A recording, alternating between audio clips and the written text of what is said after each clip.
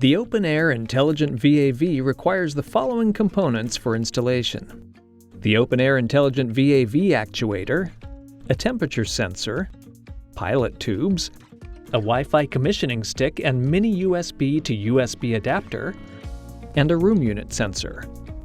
For installation, you will need a drill, sheet metal screws, and an Allen wrench. Mount the OpenAir Intelligent VAV over the shaft in the control box. Attach the mounting bracket.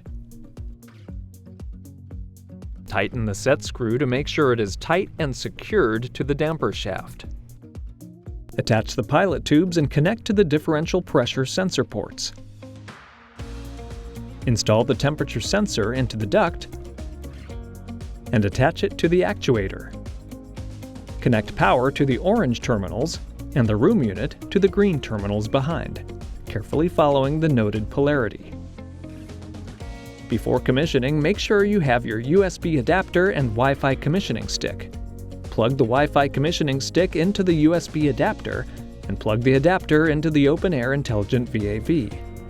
Now open the Siemens Climatix mobile app and follow the steps. The app is available in the Google Play Store and the Apple App Store.